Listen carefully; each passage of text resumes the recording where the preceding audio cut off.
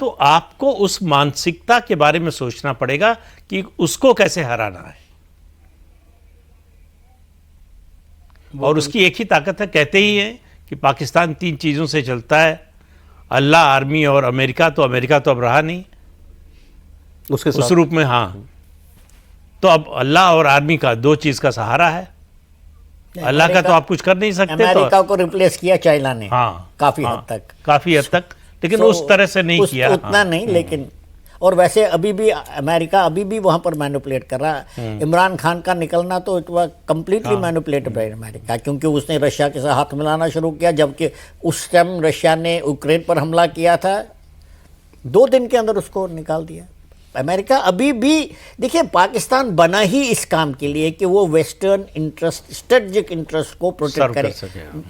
एक ही वजह थी पाकिस्तान बनने की, एक ही वजह। आप अब कितने डॉक्यूमेंट्स डिक्लासिफाई हो रहे हैं, कितने डॉक्यूमेंट डिक्ला, सब में यही लिखा, क्या आपस में सिग्नल जा रही हैं, मैसेजेस जा रही हैं ब्रिटिश से होम ऑफिस तक, और वहाँ से क्या जवाब मिल रहे हैं। आपका सीज फायर लाइन बनाना, कश्मीर के उस भाग को जो पाकिस्तान के नीचे है उसको हिंदुस्तान को रिकैप्चर नहीं करने देने में, ये सब बनाया हुआ खेल था by the western powers.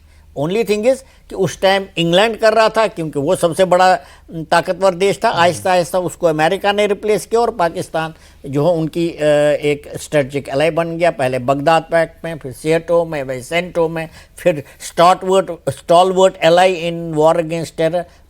Pakistan is a state जिसको वेस्टर्न पावर्स हमेशा यूज करते हैं, हमेशा। बार बार आप, मैं सोच ये रहा हूं कि ये तो पाकिस्तान भी जानता है कि ऐसी प्रोवोकेशन के बाद जवाब कुछ भी हो सकता है। भाई, आप इस गवर्नमेंट को के लिए ये तो नहीं कह सकते कि ये किस हद तक करेंगे कुछ, क्या और क्या करेंगे।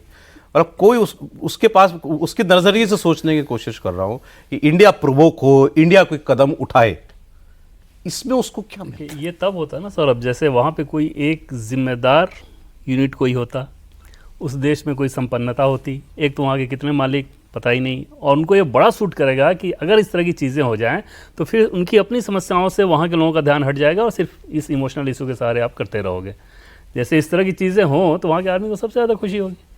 और शायद उनको ये भी दिल में ये बात भी है कि भारत रिएक्ट नहीं करेगा 2-4 आदमी मरने से, 5 आदमी मरने से। उनको वो कन्विंस्ड हैं इस चीज़ से, कन्विंस्ड हैं वो इस चीज़ से, क्यों नहीं करेगा, बिकॉज हमने नहीं किया ना रिएक्ट। एक बार ही रिएक्ट किया है हमने, नहीं तो हमने रिएक्ट नहीं किया। तो वो सोच रहे हैं कि ये चलते जाओ, मुद्दा गर्म रहेगा, हमेशा सुर्खियों में रहेगा, कश्मीर का मामला डेड नहीं होगा। आसिफ मुनीर ने जो बोला, ISI ने उस पर एक्ट किया, तो इससे इंडिया रिएक्ट नहीं करेगा, स्टेटमेंट देगा लेकिन रिएक्ट नहीं करेगा। और ज़्यादा से ज़्यादा अगर रिएक्ट करेगा तो कश्मीर के अंदर रिएक्ट करेगा, क्योंकि जो उनके सोर्सेज है वहाँ पर सस्टेनेबल एलिमेंट जो उनको सस्टेन करते हैं, उनके अगेंस्ट एक्शन होगा। पाकिस्तान को उससे क्या फ़र्क पड़ता है, ये उनकी सोच विचार। LOC भी एक्टिव होने की कोई आपको नहीं लगती आशा? LOC एक्टिवेट क्यों होगा? LOC तो एक्टिवेट तब होना चाहिए जब हम सोचेंगे कि हमें क्या है, एम क्या है हमारा। LOC एक्टिवेट करने का तो कोई मतलब है ही नहीं, उससे क्या फ़र्क पड़ता है। LOC के ऊपर भी अगर आप गोलाबारी करते हैं, कुछ पाकिस्तानी जवान कैजुअल्टीज हो जाते हैं, आर्मी हेडक्वार्टर को फ़र्क ही नहीं पड़ता, उससे क्या फ़र्क पड़ता है। वो टू डिफरेंट। जो आर्मी अपने डेड बॉडीज़ को एक्सेप्ट न करे और इंडिया को उनको एक रिलीजियस ट्रेडिशन देकर उनको करगिल में बरी करना पड़ता है, अपने जवान, आप कह रहे हो हमारे हैं ही नहीं, उनके क्या कहना है उस देश का, उस आर्मी का क्या कहना है, आप बताइए। जो अपने जवानों को बोलते हैं 5, 7, 3, 4 नॉर्दर्न लाइट इन्फेंट्री के जवान करगिल में बैठे हुए हैं, वो कह रहे हैं ये आतंकवादी है। क्या कह सकते हैं उस आर्मी के लिए? रूलर्स हैं, महाराजा लोग हैं वो तो। जवान मरने के लिए उधर, जवान की क्या वॉइस है वहाँ पर? और सिविल गवर्नमेंट अगर कुछ करना भी चाहिए, वो तो उनसे भी बदतर है। They can not speak against the army, army सब कुछ करती है।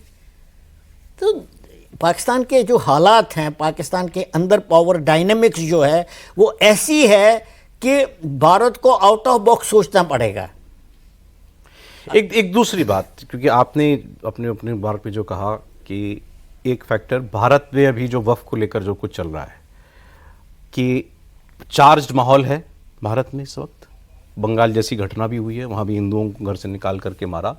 एक ऐसी वारदात करो कि और अनरेस्ट हो, उत्तेजना हो लोगों में, वो भी सूट करता है उसको। एब्सोल्युटली। बिल्कुल।